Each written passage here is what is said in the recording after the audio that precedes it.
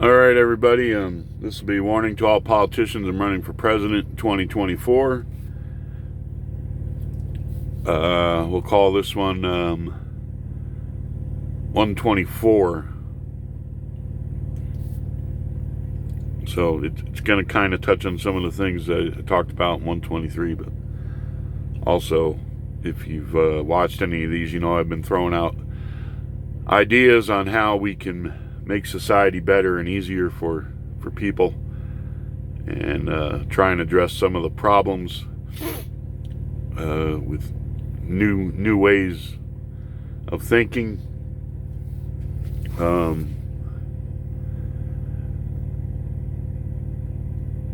New ideas, a lot of things, to do with our labor laws, the education system. How do we address the things we can do to conserve and be more efficient with energy instead of going headlong into this, we're going to subsidize all these industries and create all these low-tech energy jobs such as wind turbines and solar power, which will not meet the needs of the country and will just cause people at the heads of all these programs to get rich and tax the shit out of you for them. So, you hear a lot about, and I've talked a lot about, they want this wealth redistribution. And you'll see a lot of things on, people talking about, the difference in wealth and all this, and how they want to take, they say mostly from the rich, this rich tax. And if you look at California and New York, rich people are leaving those states because of the higher taxes they're putting on them. And then, these wealth taxes have been tried in places in Europe. They don't add to the coffers that much. And, if you're making a national thing,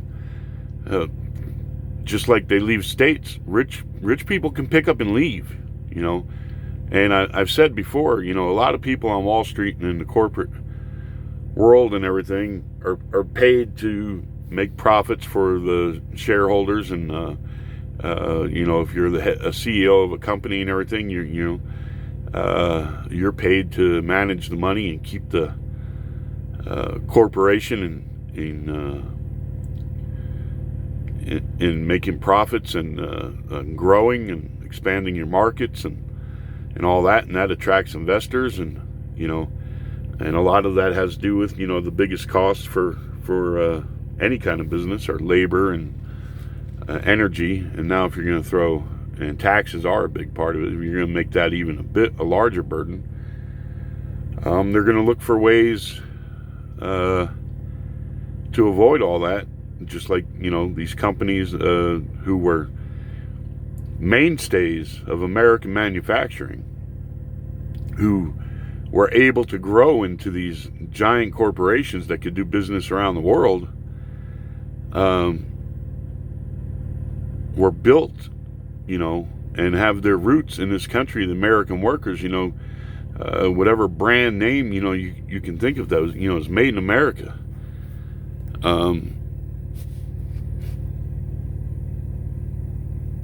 All of a sudden, to compete globally, or whether, it's just for pure greed and more profits, started taking those jobs that were built by Americans. Those corporations were built by Americans.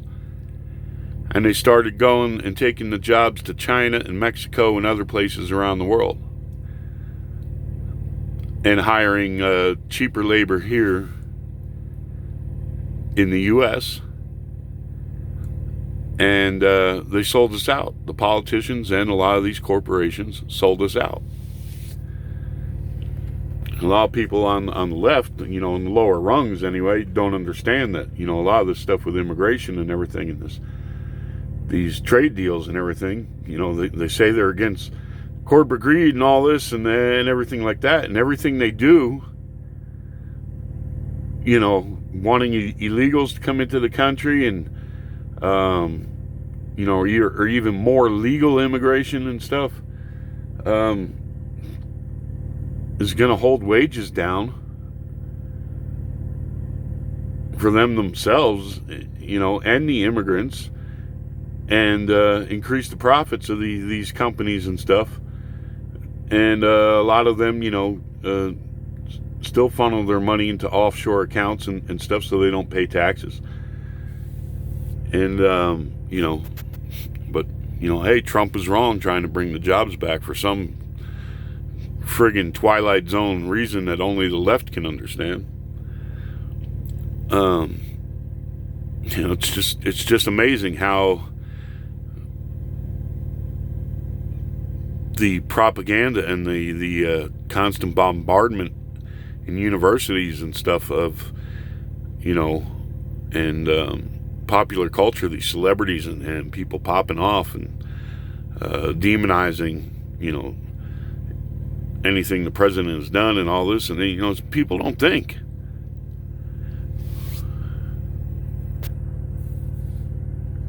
Just they don't think.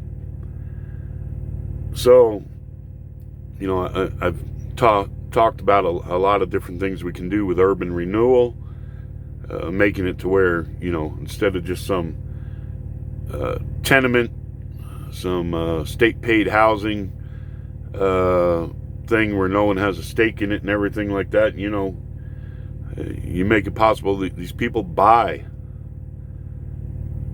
you know, their apartment, or you call it a condo, or whatever, you know, you instead of, because more or less it's, you know, here we're going to give you a place to live, we're going to give you low income housing, we're going to give you this and that, we're going to shove you over in the corner, and hey, if you're not paying for it, you're not going to own it. Why do people care about their neighborhood, especially the youth in these gangs and stuff? They don't give a shit. They don't own it. They don't care, you know, their neighbor don't own it, so they don't care about tearing up stuff and having a bunch of crime there and everything. So went over a whole bunch of stuff like that, but looking at welfare and this wealth redistribution stuff they want to do, you know, they usually show a commercial, you know, talking about, you know, equality and equity and parity and all this, and they'll say, you know, if you even if you give people, you know, a step up, it's still not enough because they're starting out lower than us, you know, and they'll always use like some kind of animation. They'll show like people trying to look over a wall or something like that, and they'll show somebody who's shorter who needs a ladder to get up and look over at that, you know, if you're gonna have equality and all this, or they'll use like somebody standing in a ditch and somebody else standing up on a hill, and that, you know, even if you give the person in the hole a boost up, the person that's already on top of the hill is going to keep going, so you're never going to have this equality. And it's like you just want to take and give to people and push them all up onto this certain level, and it's not fair. It has taken me basically 4 decades of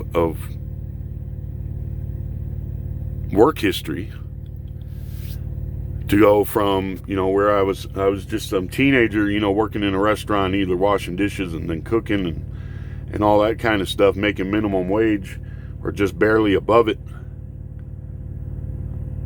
In other jobs, I've had construction and stuff, and then a 30-year career in trucking.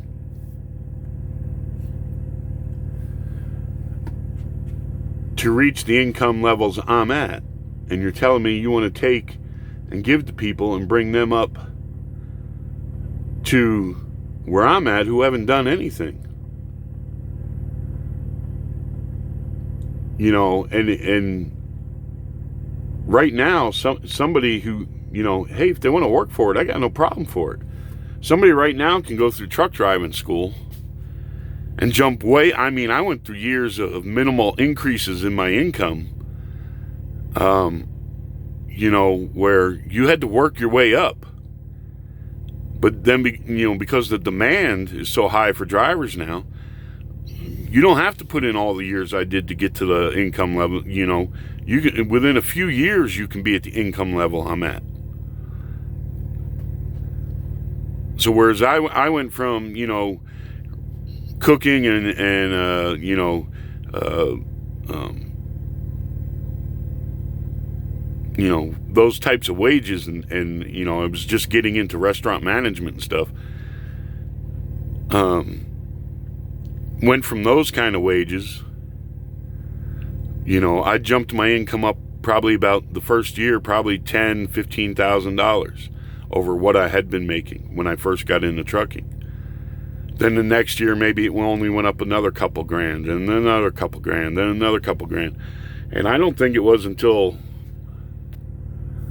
the mid-90s to where I was making above $45,000 a year. So I, you know, maybe even the late 90s, where I was pushing like 48,000 or something. And you know, of course, you got inflation and stuff going up. It's bad enough, you know, people start making more money and then they get into debt keeping up with the Joneses and stuff, and not really thinking financially. I'm guilty of it.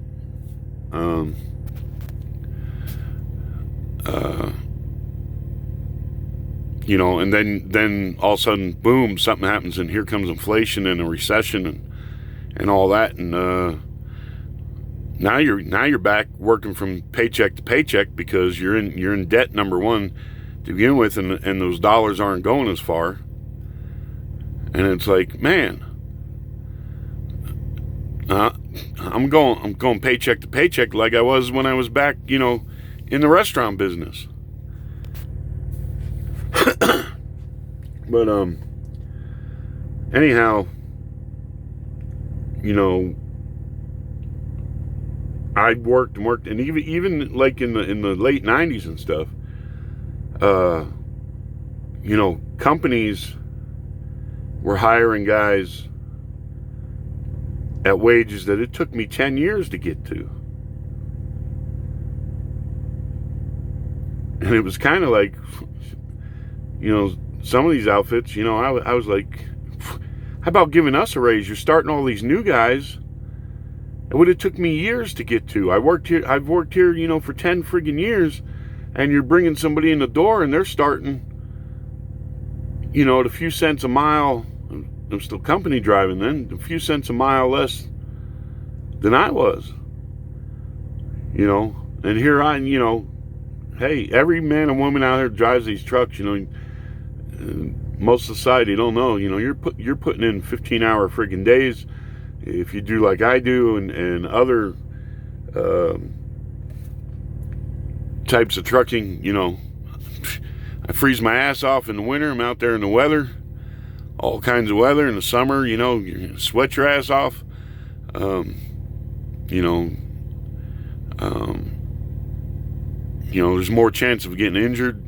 You know what I do, and you know, flatbedding used to compensate you a little better until all the big companies got into it, when it was mostly smaller companies. And to keep their seats filled, they paid a little better, and the freight rates paid a little better. Then the big companies get into it, and you know, now you're making the same amount of money as a guy pulling a dry box that all he does is dolly trailers down, dropping hook and stuff. Not getting injured, not freezing out in the weather, trying to tarp and you know, snow and sleet, and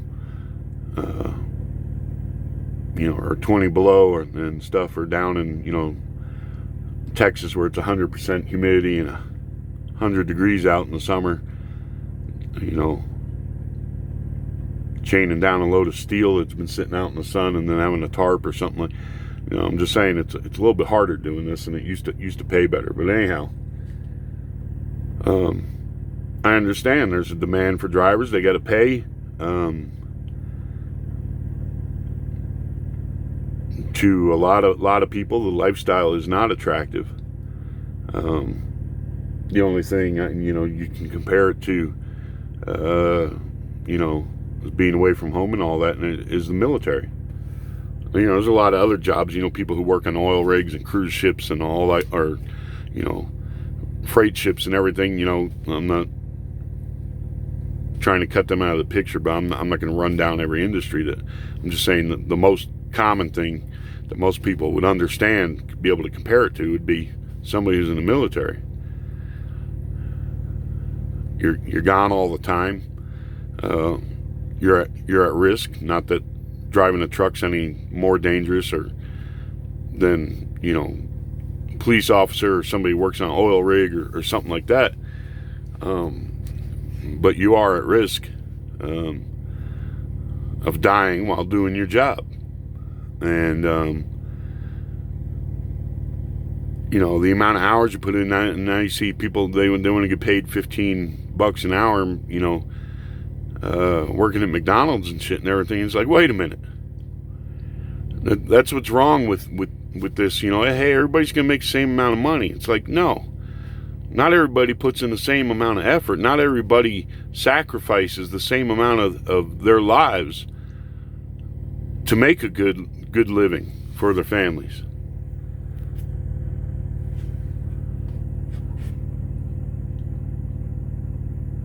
Why would people want to take different types of jobs? Why would hey, I can push a broom all day around a school and make $20 an hour and get all kinds of pension and benefits and stuff, or I can work at McDonald's making the same amount of money I could if I went out and drove a truck and was away from home 5-6 weeks at a time and put my life at risk. People make choices lots of times. It's like, well, I got to do what I got to do if I want my kid to have it better than me or whatever. I'm going to go out here, and that job pays more, and it's going to give me the money I need and the career I need to better my life and do better for my family. But if you take the incentive away of doing those jobs, those harder jobs and everything, and people are just not going to do them. So, they say, well, so you not only got to take from people to boost up these other people who are down lower on the economic scale, not only just boost them up a little bit, but bring them all the way up to your level. And so they can keep up with you in life. And it's like, let them go out and get a job and bust their ass like I did to get up to my level. What's this all of a sudden I'm entitled? They talk about white privilege and all this and everything like this. What's people being entitled? What's this all of a sudden? You're entitled. You don't have to go out and work and bust your ass like everybody else in the country has. What is up with that? That's fair? That ain't fair.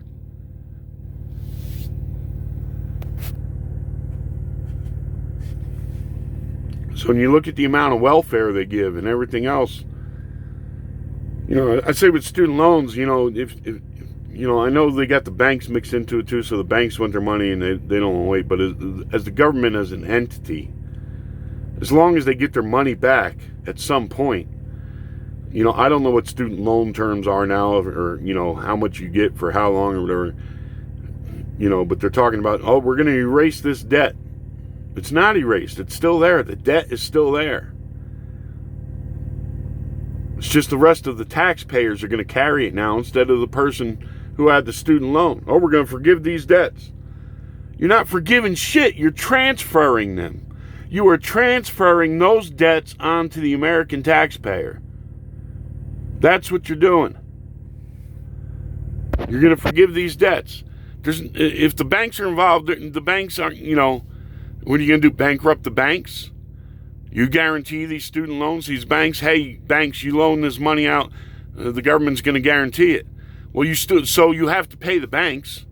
You tell the student, hey, don't worry about it. You don't owe that debt no more. Well, the government's still going to have to pay the banks who loaned the money out. So what are they going to do? They're going to tax the rest of us to pay for these student loans. You're not forgiving shit. You're not wiping anything out. You're transferring the debt is what you're doing to people who did not incur that debt. That is not right.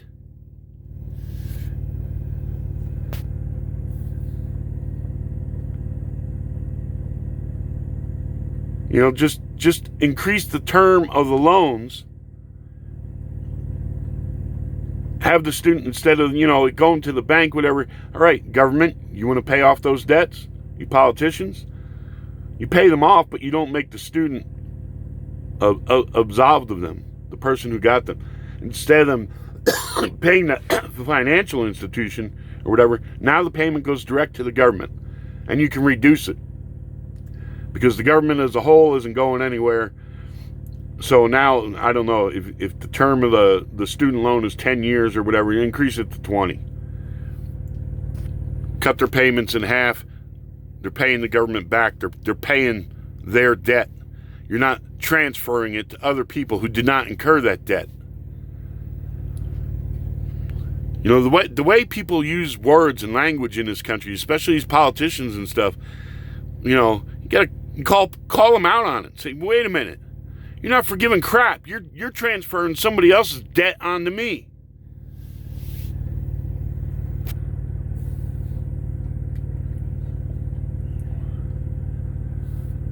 So looking at a lot of stuff, and like I said, coming up with new ways, and I put ideas out there for debate.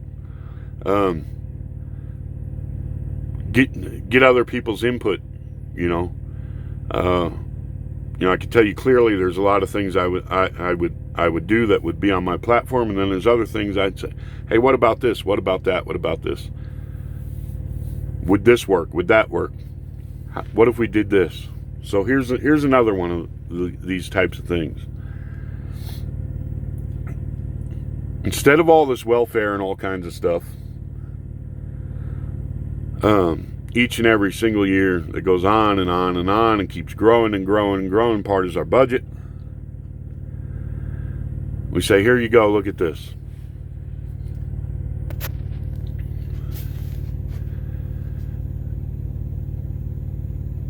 At the age of 21, now this is unless your family is super loaded,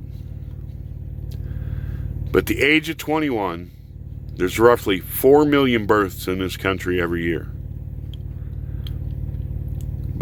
And this is one of the things, and I tell you, any social program that's started, whatever it is, then becomes a dependency thing. And if you find out later it's not working, it's near impossible to get rid of it. Look at welfare and everything else. And a lot of these subsidized programs, subsidizing certain businesses and stuff. So I'll admit there's a danger with this idea too. But instead of all this and paying people, year after year after year after year, and then if they have another kid, you pay them more, and you do this and you do that.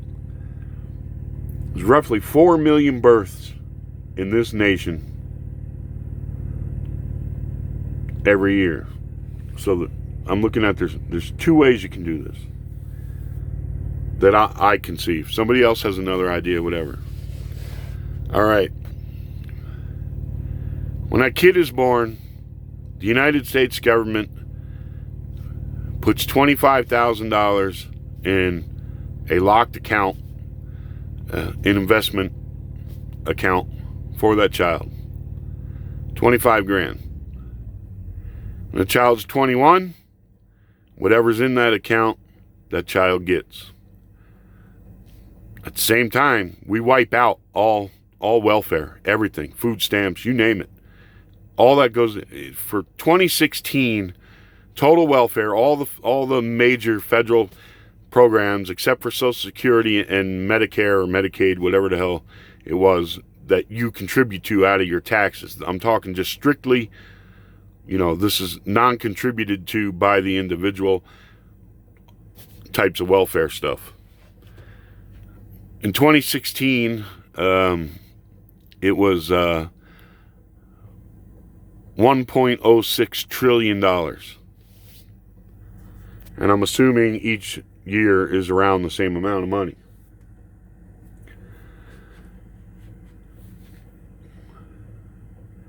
So, 25 grand into an account for times 4 million births in this country would come to $100 million, $100 billion.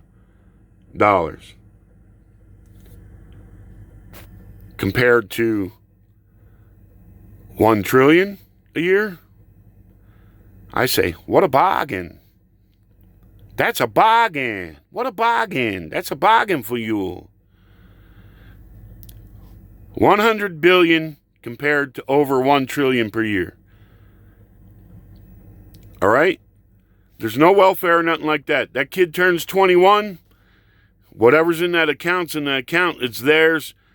They're going to spend it into the economy. If they spend it foolishly, they're going to spend it on their own education. Whatever it is. There you go. And you teach kids in the education system about they're going to have to be responsible citizens.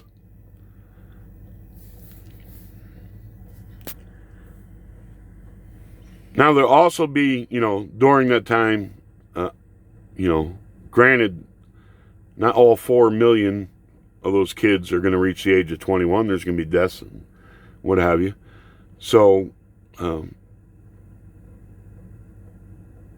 money would go back into the system. And you also put some requirements on there. If you go out and commit heinous crimes and you're in prison, you don't get that money.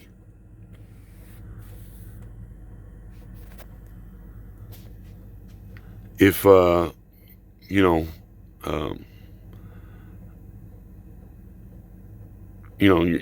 out drug trafficking or something, you don't get that money.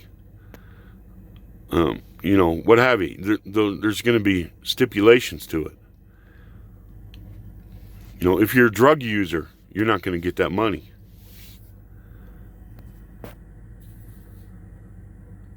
So this would be a great incentive for youth when they're coming up to keep their noses clean, wouldn't it?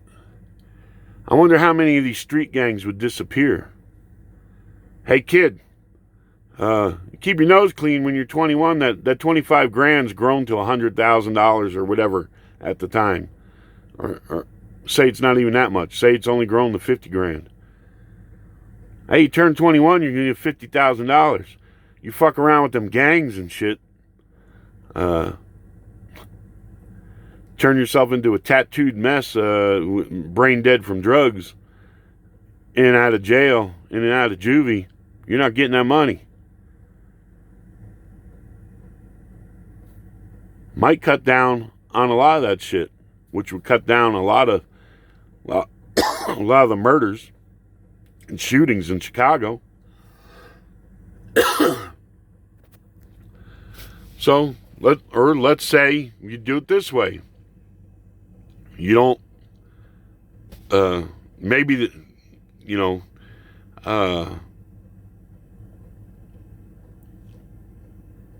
government puts 25 grand into some kind of investment account or whatever for each birth. And then say each one of those accounts grows to 50 grand or whatever, or 100 grand or whatever. And at the age of 21, everyone just gets 50 grand. That would be $200 billion compared to $1 trillion a year. Still, what a bargain. What a bargain. What a bargain. Now, granted, there'll be a bunch of people go out and get in trouble or do stupid shit. Hey, 21 years old, you got 50 grand in my pocket. I'm going to go out and buy a fancy car. I'm going to go to Vegas, get a bunch of coke and hookers. Well, guess what? You make it clear to people. Here you go. This is your stake. We're giving you a stake to go out and forge and create a life, make a life for yourself, so you can be able to take care of yourself.